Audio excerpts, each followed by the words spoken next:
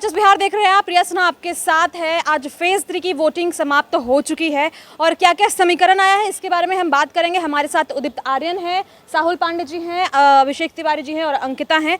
ये चारों जो हैं आज आपको हाल बताएंगे कि बिहार में जहां जहां फेज 3 की वोटिंग हुई है वहां क्या समीकरण आ रहा है। सबसे पहले उदित आपसे पूछूंगी कि आपके हिसाब से आप एक कोई ऐसी खबर बता दीजिए जो आपके हिसाब से सबसे हाईलाइटेड रहा है फेज 3 की वोटिंग में।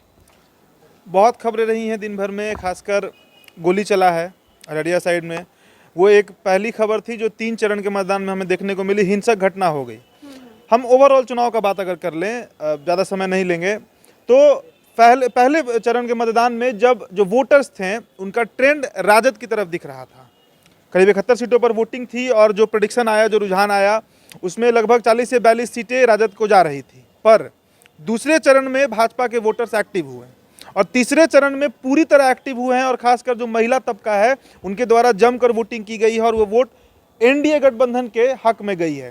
तो ऐसे में चुनाव बहुत ही उस तरह से अब कह सकते हैं कि फंसता हुआ दिख रहा है। किसकी सरकार बनेगी ये कहना, कोई भी एग्जिट पोल अभी सटीक आंकड़ा आपको नहीं दे पाएगा। ये पहली बात। और दूसरी बात कि नीतीश कुमार के रैली में जो हेलीकॉप्टर पहुंचता है तो लोग हेलीकॉप्टर देखने वहाँ नहीं पहुंचते हैं, वो नीतीश कुमार को सुनने पहुंचते हैं। भीड़ आप देख रहे होंगे, सभा के जो शुरू का लाइन होता है, स्टार्टिंग लाइन जो है वहाँ महिलाएं आपको अच्छी खासी दिख जाएंगी। हम तमाम क्षेत्र में घूमे हैं, विधानसभा क्षेत्र, प्रखंड स्तर तक पहुँचे हैं, पंचायत स्तर तक पहुँचे हैं, गाँवों तक पहुँचे हैं। महिलाओं का वोट एनडीए को मिला है। जो एग्रेसिव वोटर हैं वो यूथ थे, उन्होंने तेजस्वी को वोट दिया है। 10 लाख का नौकरी का वादा था। एनडीए में किसको, जेडीयू या बीजेपी? नहीं, जेडीयू के जो कार्यकर्ता थे उनमें थोड़ी उदासीनता दिखी है। बीजेपी के कार्यकर्ता बूथ लेवल पर बहुत एक्टिव रहे हैं और चुनाव वही जीतता है जो बूथ अच्छे से मैनेज करता है। तेजस्वी यादव को ये बात अभी समझने में दशक लगेंगे, पर भाजपा का बूथ मैनेजमेंट बहुत सटीक रहा है और चुनाव परिणाम सेकंड और थर्ड फेज का भाजपा की तरफ जाते हुए दिख रहा है। बहुत बहुत शुक्रिया उदित जी आपका।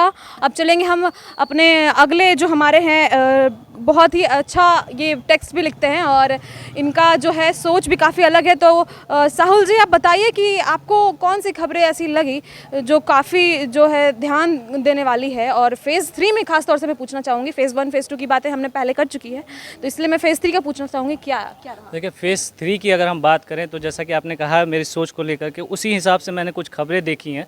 खास तौर पे उन्हीं खबरों का जिक्र करूंगा। 54% वोटिंग बताई जा रही है। वोटिंग पर हम ध्यान देते हैं, लेकिन जब बात चुनाव की होती है तो बहुत सारी चीज़ें सामने आती है और जनता इसी समय जो है अपना विरोध भी जताती है। आपको बता दें कि 2 जगहों के खास तौर पे मैं जिक्र करना चाहूँगा। कटिहार का, यहाँ पर एक ऐसा गाँव था, आपको बता दें कि त्रिवेणीगंज का विधानसभा क्षेत्र है, जहाँ पर जो है वोट का बहिष्कार हुआ। लोग जो है मात्र 26 लोग जो है वोट करने पहुँचे। वजह क्या थी? वजह थी कि उनके साथ बहुत सारी वजह हैं।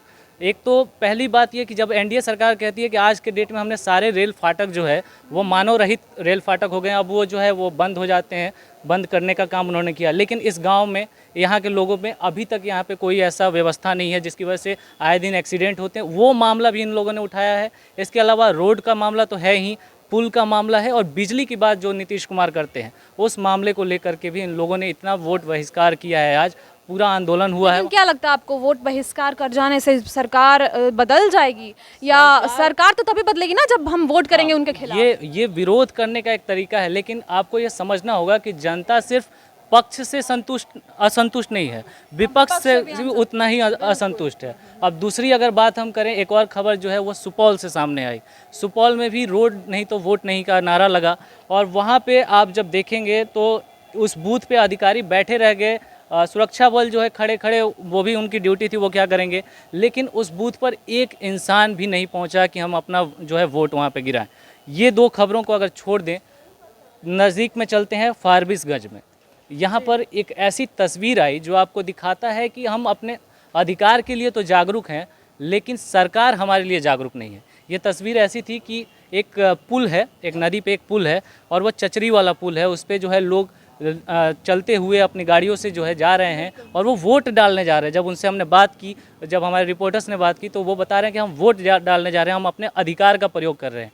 जनता अपने अधिकार का प्रयोग करना जानती है, लेकिन सरकार जो है, कोई भी सरकार हो, पक्ष में हो विपक्ष में हो, वो जब सत्ता में आती है तो वो अपना काम भूल जाती है। और ये तस्वीर जो है मेरे ख्याल से भारतीय राजनीति में जितनी पार्टियां हैं उनके ऊपर तमाचा है कि जब आप सत्ता में आते हैं ना, तब आप इन लोगों को भूल जाते हैं जो खुद से चचरी का पुल बना करके और लोकतंत्र को मजबूत करने के लिए उस चचरी के पुल से होते हुए जा करके ईवीएम का बटन दबाते हैं। आपकी बातों से एक चीज़ तो साफ हो रही है कि जनता के पास कोई ऑप्शन नहीं है।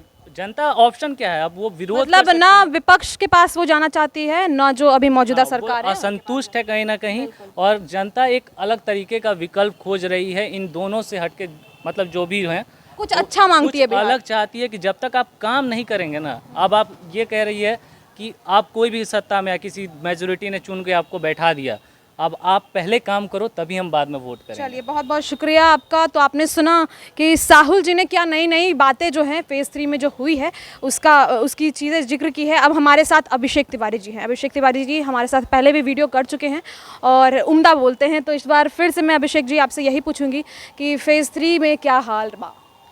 देखिए, सबसे पहले तो हम फिर से पूर्णिया और धमदाहा से चलते हैं। धमदाहा में जिस प्रकार से हिंसक झड़प हुई, हवाई फायरिंग पुलिस के जवानों को करनी पड़ी है, उसमें कुछ लोग घायल भी हुए हैं, लेकिन आखिर वहाँ पर ही क्यों हुआ? क्योंकि नीतीश कुमार ने वहीं से ऐलान किया था कि यह मेरा आखिरी चुनाव है, इसके बाद क्या बाय बाय। लेकिन सवाल था कि आखिरी चुनाव के बाद सुबह में वहाँ पर जो वोटिंग की जो प्रतिशत थे वो काफ़ी ज़्यादा हाई थे। मतलब पूरे बिहार का अभी तीसरे चरण का अगर हम बात करें तो सबसे ज़्यादा और सबसे लंबी लंबी कतारें वहाँ लगी थी। कौन से डिस्ट्रिक्ट? पूर्णिया में आता है धमदाहा, तो सबसे बड़ी लाइनें वहाँ पर लगी थी। अब समझ सकते हैं कि सीएम नीतीश ने जो खेल खेला था, जो माइंड गेम चलाया था, वो इमोशनल कार्ड खेला था, वहाँ पर वो देखने को मिलने लगा था। आखिरकार अब हम आते हैं फिर से साहुल की बातों पर। साहुल ने जन सरोकार की बातें आपको बताई, लेकिन ये सिर्फ जनता से जुड़ी हुई बातें हैं। अब आते हैं हम मंत्रियों पर। इस बार तीसरे चरण में 12 ऐसे मंत्री हैं जिनकी किस्मत आज ईवीएम में कैद हो गई।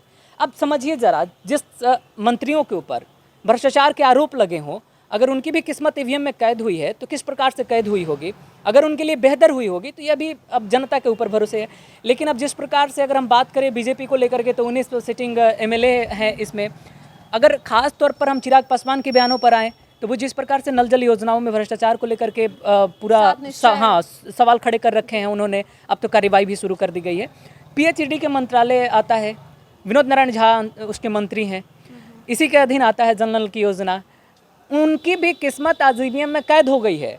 अब समझिए, जिस वक्त वोटिंग का दौर चल रहा था वहाँ पर भी हो हंगामा शोर शराबे देखने को मिले, लेकिन मिली जुली एक रिपोर्टिंग जिस प्रकार से आती है उसी ढंग से है। कुछ खास खबर नहीं रही कि उनके पक्ष में गया या विपक्ष में गया। लेकिन सबसे बड़ा सवाल तो यह है कि आखिरकार मंत्रियों को लेकर के जब इतने सारे सवाल थे, बावजूद उन्हीं लोगों को फिर से मैदान में उतारना, यह भी एक अपने आप में बड़ी चुनौती है। देखने वाली बात है नीतीश कुमार ने जो गेम प्लान थे पहले से तैयार किया था वो कितना सटीक बैठता है।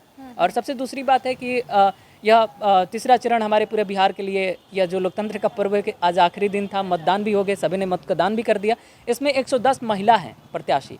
खास तौर पर प्रत्याशी ज़्यादा महिला उस क्षेत्र में या फिर उन्हें टिकट दिया गया है जिनके चेहरे पर पहले से सवाल हैं, या तो उनके साथ आपराधिक छवि रही हो या फिर उनके कार्यशैली को लेकर के सवाल उठे हैं, तो उनकी बीवी को टिकट थमा दिया गया है। मतलब परिवारवाद पार्टी के अंदर इस तरीके से भी एक नई पहचान के तौर पर उभर कर बिहार में सामने आई है। जी अभिषेक जी, आपका बहुत बहुत शुक्रिया। हम और ज़्यादा समय नहीं लेंगे। आपको बताऊं कि आज सीमांचल, कोसी, मिथिला इन क्षेत्रों में चुनाव थे, अति पिछड़े क्षेत्रों में भी चुनाव थे, और उसके बाद का क्या क्या चीज़ें जो है हमारे रिपोर्टर्स ने आपको सब कुछ क्लियर कर ही दिया है। चूँकि आज चुनाव का अंतिम दिन था, अब सब कुछ समाप्त हो चुका है ऑफिशियली, और अब हम 10 तारीख को फाइनली सब कुछ जान जाएंगे कि इस सवाल का बेसिकली जवाब जो है कि बिहार का मुख्यमंत्री कौन बनेगा, बिहार का राजपाट किसे मिलेगा। इस सवाल का जवाब हम 10 तारीख को देंगे, और तब तक के लिए आप हमारे साथ बने रहें। लाइव अपडेट्स के लिए आप एचएस बिहार के चैनल के साथ बने रहें। बहुत बहुत शुक्रिया। हमारे चैनल को सब्सक्राइब कर लें अगर अभी तक आपने नहीं किया तो। धन्यवाद।